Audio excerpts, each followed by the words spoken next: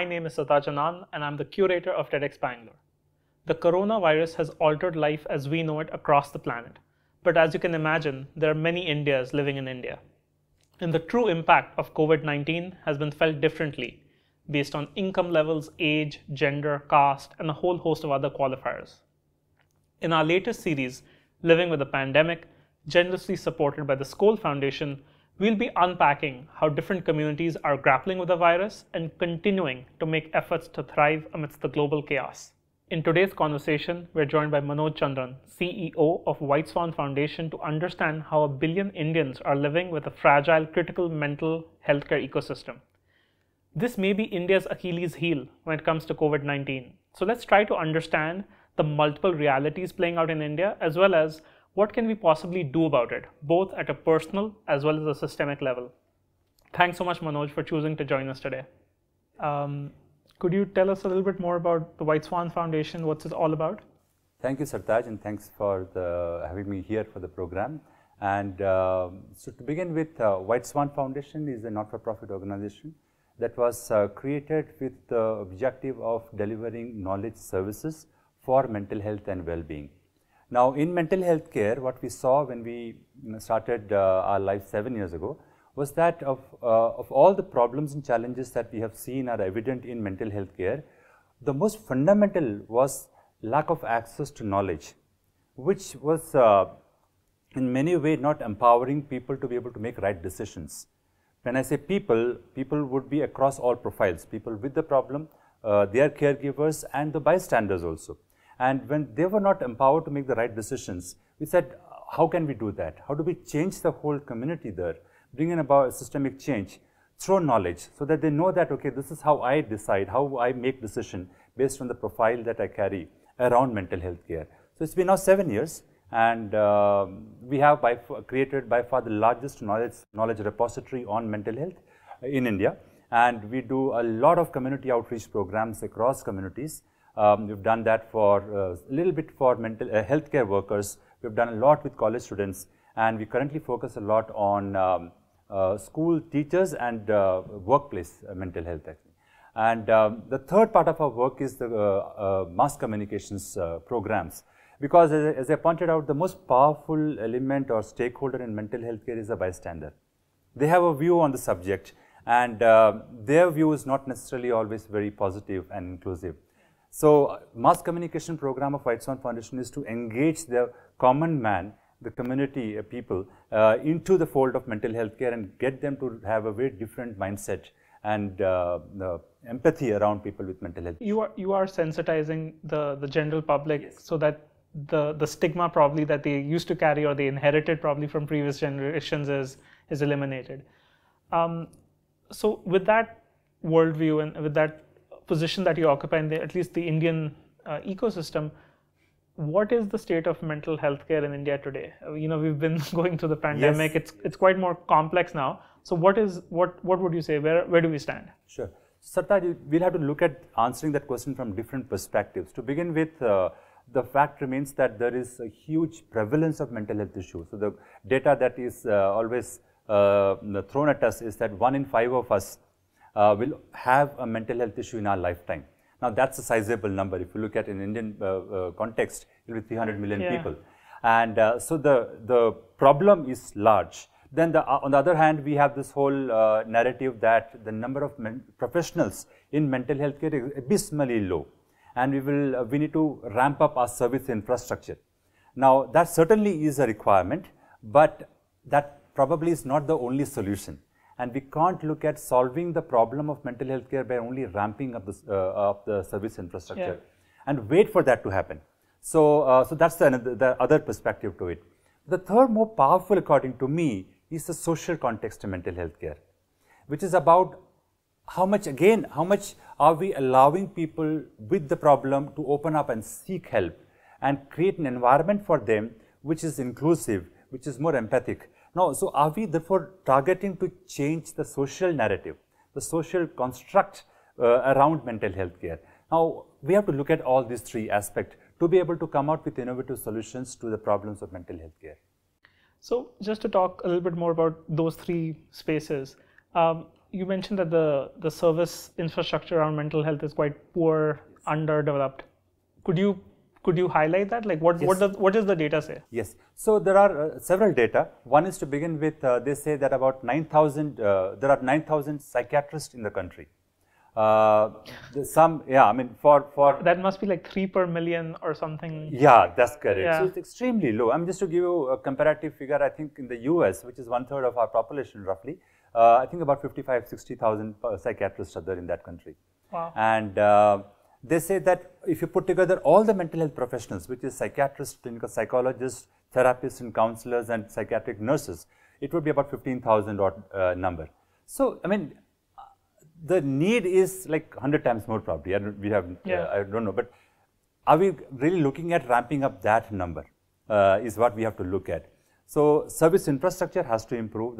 We need more service providers, we need more hospitals, we need more clinicians, we need more therapists, but we also need innovative solutions.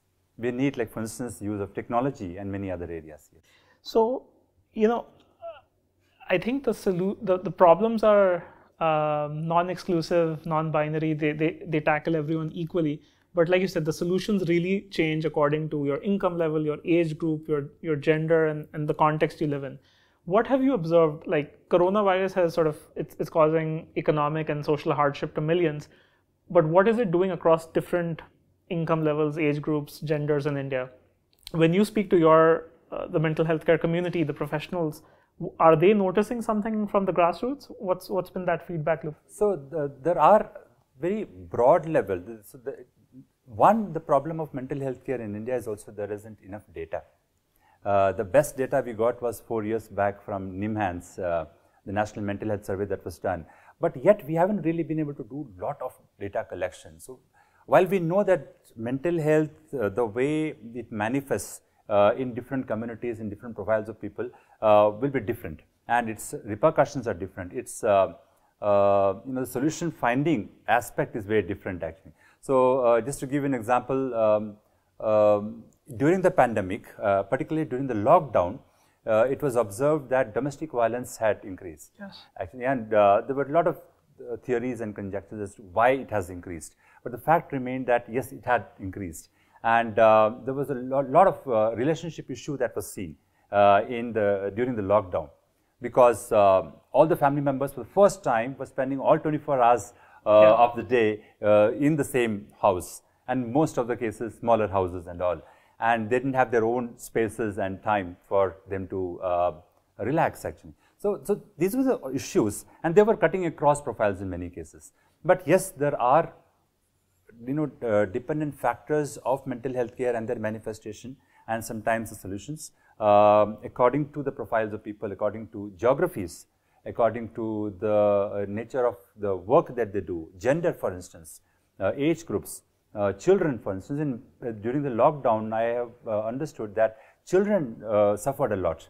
Now they don't know how to articulate their problem as a mental health issue. Yeah, they're missing that language. Yes, they would miss the language, and parents don't know how to understand what they're telling me.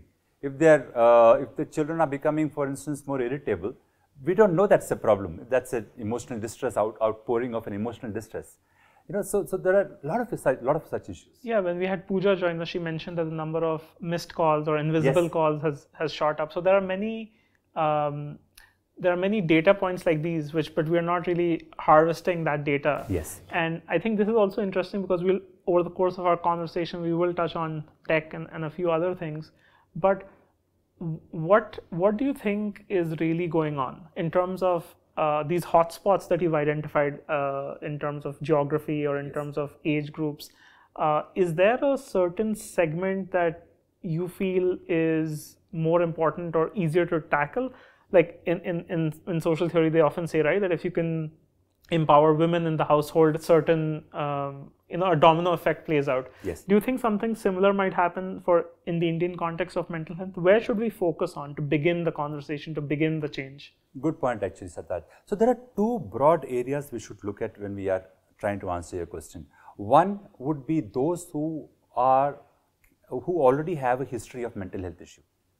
So now to be able to identify them, which is like if we would know, at least the family would know, yes, and probably the community would know, or the, let's say the workplace, somebody would know. And the moment we know that they are there, we have to make sure that we understand their challenges and we understand their needs, and therefore we are then therefore becoming an ally to this person who is having a certain kind of emotional distress. Second kind of profile of people are the vulnerable lot. Now, particularly if you look at pandemic, now what is, from an emotional perspective, what has the pandemic done?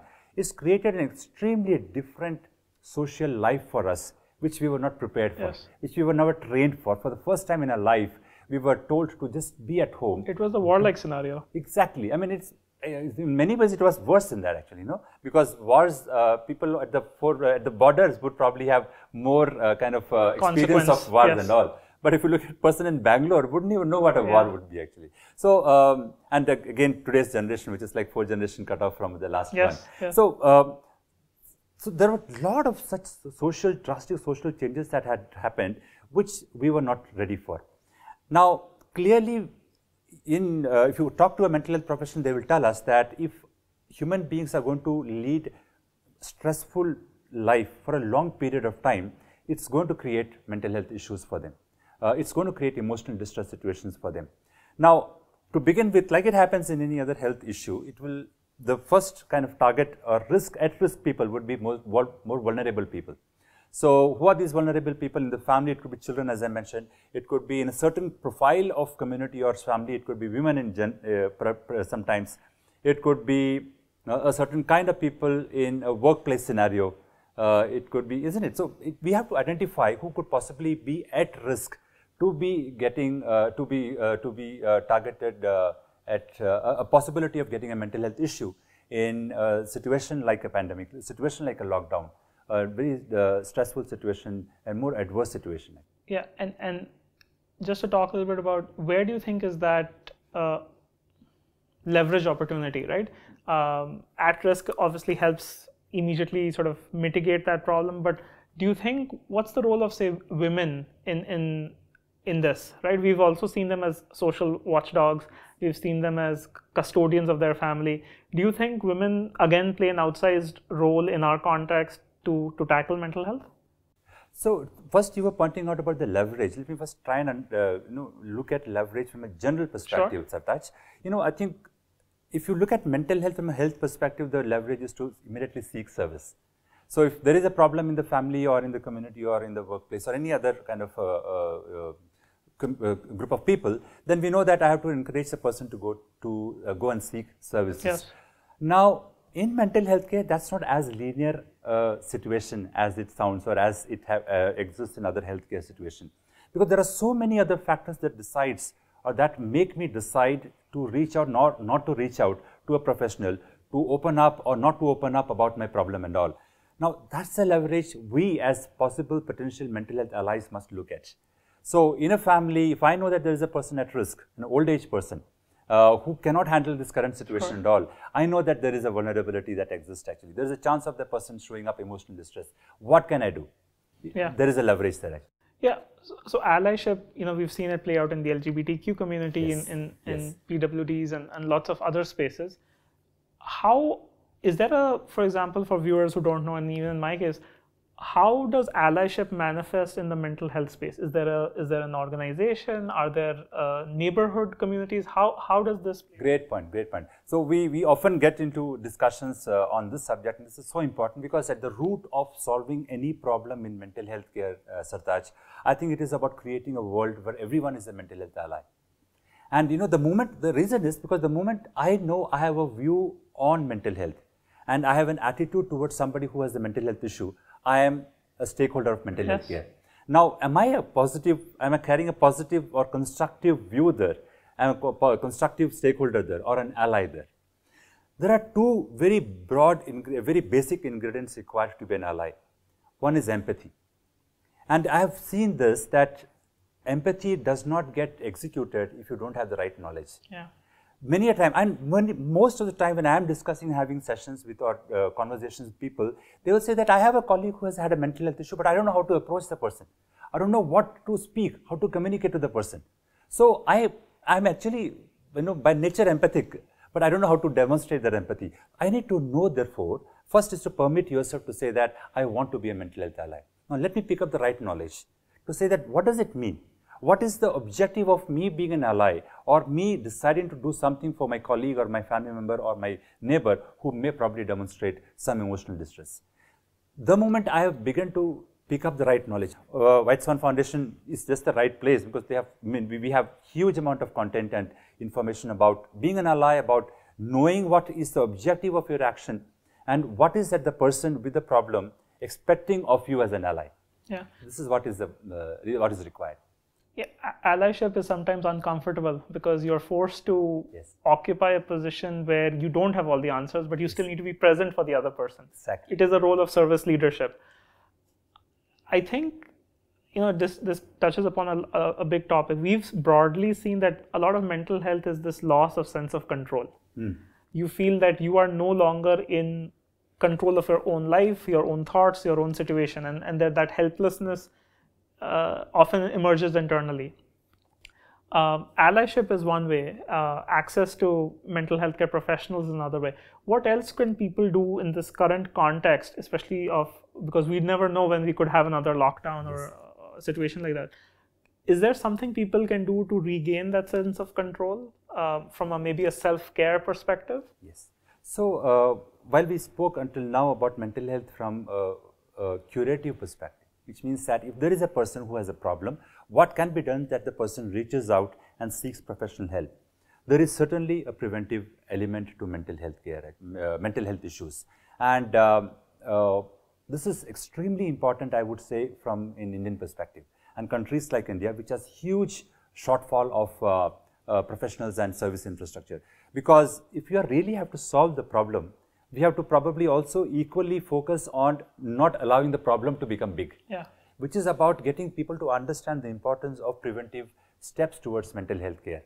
So I think it is important for communities at every level, from a family unit to organizations and any other community unit that we could pick up, to begin to have this conversation around prioritizing mental well-being. Because then you are helping people who may be at risk. Yeah. And then you are allowing people who could potentially be allied to say that I'm going to encourage people to focus on well-being. Leaders, I have been saying this, that leaders have an extremely important role to encourage mental well-being and getting people to prioritize, understand what needs to be done about mental well-being and mental wellness.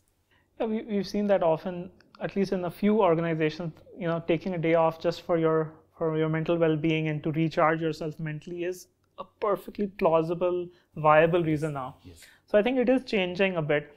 You touched upon, employers and organizations playing a key role in this.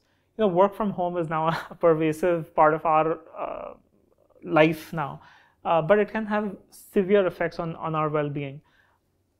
What do you think is playing out? Like, can employers play a bigger role in placing this culture of care, right, at the heart of work? Because right now, most narratives around productivity, efficiency, getting more ROI. Yes. And I feel that, especially when you're cohabitating so closely with your family, you're missing that separation from them. You're also missing that association with your colleagues, your peers. This is a very distressing environment. It can be a cocktail of sorts for mental health issues to crop up. So what's the role of employers in all of this? What can they do for this culture of care? That's a great point, actually, Sartaj. So if you look at what is work from home, that has certainly been given to us, it's essentially, again, a very big shift that has happened into our lives.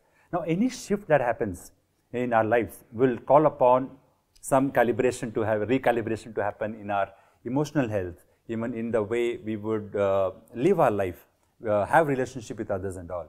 Now, like for instance, at workplace, and certainly I'm not able to meet my friends physically and have lunch with them and other things. Yes. Now, it is important, therefore, the decision makers of organizations, when they are forced to take decisions around things like work from home and all, to be able to understand the impact of that. To say that, I think this is not as transactional or as easy to say that, okay, carry your laptop home, at least in the knowledge industry, and everything is just the normal way you work, and but it's not that. So it's important again for the HR professionals and the decision makers and leaders in organizations to say that and ask the question to themselves that what is the impact?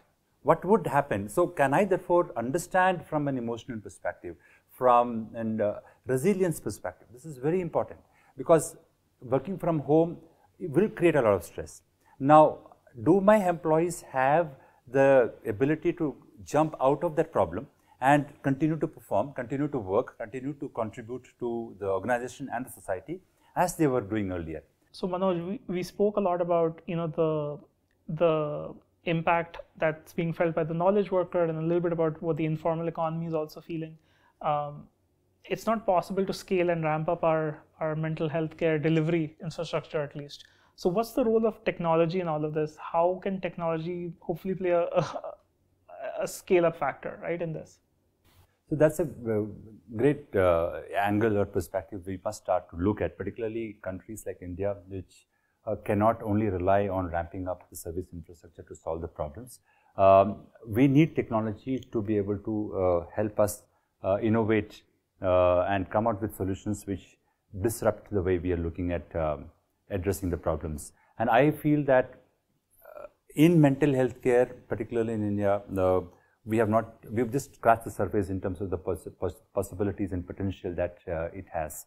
Of course, in the last 2-3 years, there's been a slight spurt in the kind of tele consulting or tele counseling that has been happening over the internet, and a lot of people have become more comfortable with that, and which is very good. And so access to professionals, at least from that perspective, has increased a little bit. So you don't have to necessarily now rely only on mental health professionals in your city or in your town. You can reach out. And then there are, of course, like from our perspective, we were talking about, we are a web portal essentially at the base of what we do, and all our content goes up on the portal. And we've seen the way people reach out and seek knowledge and seek to find what they need to do about mental health care. We have content in English and 5 Indian languages. We get 50% of our traffic for our English portal and 50% for our other 5 languages. Bangla and Hindi are largest kind of traffic places, such as platforms. So much so that 11% of our traffic comes from Bangladesh. Wow. And you can understand, and also the other data is about the geography. Of the top 10 cities that give us the traffic, only 4 of them are metros, 6 of them are non-metros. And so you can clearly see that need for knowledge is increasing so much on mental health care. And the demand is irrespective of geography, they just need that access. Yes. Do you think the fact that technology is dehumanizing is a bit helpful in this context, because you have this shield around you, right? Because typically we've been growing up with the stigma of mental health. So do you think that plays a factor in our adoption? There has been. I mean, yes, people have told us that I feel more comfortable in using technology or technology-enabled services like teleconsulting or AI-based apps and all, so that I don't have to, like, it dehumanizes, and I don't have to interact physically with somebody who in front of me, Yeah, it's interesting that you mentioned the app bit, because we were recently seeing how Visa, which is one of the sort of players in this space, I think they signed up with the Singapore government, where 2.5 million residents and citizens now in Singapore have access to Visa to try to have some degree of mental health care. Do you think that model might work for us? Because we have a very phone savvy population. Do you think it makes sense to attack that as the entry point for this conversation? So indeed it would. Indeed it would. I think, like I mentioned, that mental health care in India is so nascent. I mean, in terms of the way we have begun to look at it, in terms of what innovation is happening, in terms of this space attracting entrepreneurs, social entrepreneurs, and technologists. So it's just a few years ago we started this promise. It's extremely new, and the sector needs everybody to be able to think about. So we need technologists, we need any other kind of experts who could come and be able to finance, for instance. There is a huge problem of finance the solutions which are affordable for instance. Yeah. And we can touch upon that. And so we need people to come in from every field of the field to come and say that I think I can innovate this. I think the other interesting part where I think some research also has coalesced around is screen addiction, right? Yes. Where we've seen that it is essentially the attention economy, and if people are reliant on technology, then maybe that they're not spending 15 plus hours a day looking at a screen. So there's a line. Yes. Once you cross that line, you're maybe more dependent than reliant, and the things shift. We've noticed companies like Google, Apple, Facebook suddenly incorporate screen addiction, time spent on screen, and wellness as some parts, of their product offering. Do you think technology leaders like Microsoft, Google, and Apple, they play an outsized role because they ultimately are the platform owners, right? Do you think there is something interesting that might happen to engage top-down as well? Because it's not just top-down in government, right? Sometimes it's top-down in terms of technocratic institutions as well. So, Sartaj, I think the problem of mental health care is so close to us that there is no outside role for anybody. Everybody has an inside role. At an individual level, in my family, I have to be extremely aware of it. I should know, okay, there are people like this and all. At organization level, at those leading organization level like Google and others, to say that what is that I should do every time I come out with an extremely nice, innovative solution, product out in the market. Yeah. So I think everybody has to make sure that all of us, every single person, and government for instance, agencies, that mental health must be one of the priorities of all of us. So you touched upon financing, right? Yes. How we've seen green bonds, we've seen lots of innovations happen in the social sector to try to tap certain types of funding. What does philanthropic or even other funding look like in the context of mental health care? It's not enough. It's never enough. It's never enough. But in mental health care, given the size of the problem, given the innovation that we need to see, and then look at the kind of money available, it's not enough certainly. So I think it is important for philanthropic fronts to be able to say that whatever I have a focus on, there is an element of mental health to that. So I'm not looking for only mental health exclusive funds, but let's say some funds exist for education. Now, is there a part of that education fund which says that it is about emotional health of my children, of the students or who I am in the geography that I am serving? Or SEL education or SEL education and all. So SEL education is a classic one. I mean, am I really investing in that? Yes. Because we have a very strong teachers training program. We have a one-day training program. We've done that for 750 teachers because they are the first touch point in most cases where a problem in a child will come out and they will come to know about it. It all depends of the decision of the child or their parents in terms of how the teacher has reacted. Yeah. How the teacher has really looked at the problem and created an environment in the classroom for that child. Yeah. So, can I train teachers? Can I look at risk population in the classroom? Yeah. And what is it? So, there's a lot of data creation collection. So we know that probably 3 to 4% of our GDP is just allocated on broad healthcare. Like Yes. that's the whole, that's our national allocation. I'm not really sure how much of that would be for mental healthcare as well. Do you think similar allocations exist probably in the philanthropic or social sector? Like people are thinking about healthcare, but probably 2 to 3% of those funds are for mental health. Exactly. No, I think one is, of course, there is a need for us to have exclusive mental health care funds for that, and really look at innovation, look at encouraging people to come out, be it social entrepreneurship area or even entrepreneurship area, and encourage them to come out with solutions. And we really need very innovative, nice solutions there. But I'm also saying that we want people who have funds for other sectors to be able to say that. I think environment, for instance. Yeah. What is the mental health angle to it? Yeah. Disaster, natural disaster, there are funds and all. What is the mental health angle to it? So proximate partnerships within their funding interest, focus, but a grandfathering or at least involving mental healthcare into that. Yes, yes. So we've seen that at a systemic level also things are changing. You know, the insurance regulator recently announced that mental health illnesses would be covered in all regular policies as well. This is one applaudable sort of step in that right direction.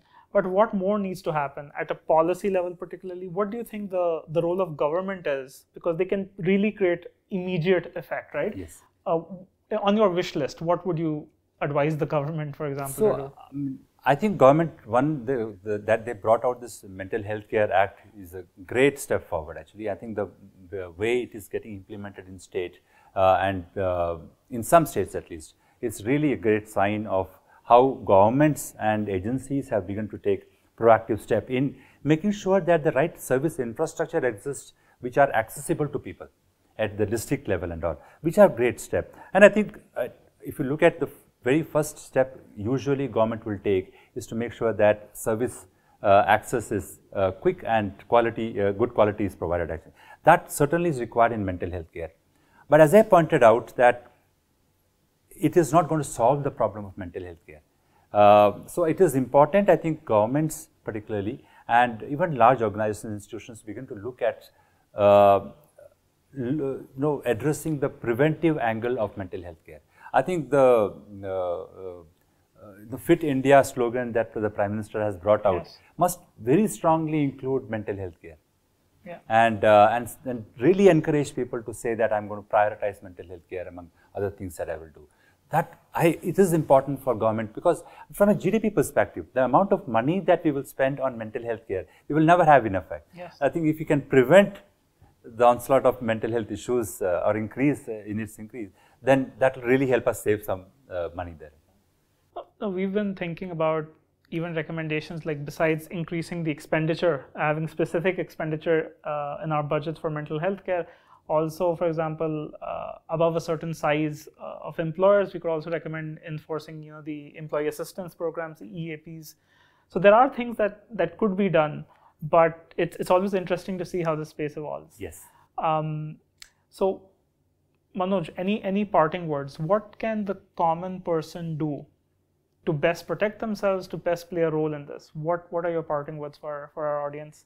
So, for the common man who may probably feel that they are a little detached from the realities of mental health care because they don't know of anybody who has a mental health issue or they have never been a caregiver to anybody. I think the first thing I will want to tell them is that the person with a problem, any kind of emotional distress problem, severe or milder, the first thing they face is to make the right decision. We must understand that can I open up and speak? How do I reach out and seek help? Today, 90% of those with mental health issue in India will never ever come in front of a mental health professional. Yeah. 90%. Now, can you imagine that happening in malaria case actually? That 90% of those with malaria will never seek treatment. It is a silent pandemic, essentially. Yeah. So yeah, I mean, pandemic word probably may not fit because it's not spreading like that. But it is. Yes. Yeah. It's not moving from one person to another, but it is becoming big. Second thing is, of those people who really eventually reach out to a mental health professional, they take years to finally decide to be in front of a professional and seek help. So look at the delay, and delay is happening because we are in denial. So for the common man, for people like me, I think we need to stop being in denial of the existence of mental health problem, of the existence of our role in a constructive manner as an ally in the sphere of mental health care. Yeah, everyone has a role. Yes. Well, thanks so much, Manoj, for taking time out and being a part of this conversation. And I'm sure that people are really looking forward to seeing this. Thank you so much, Sartaj. It was a pleasure speaking with you on this subject. Thank you.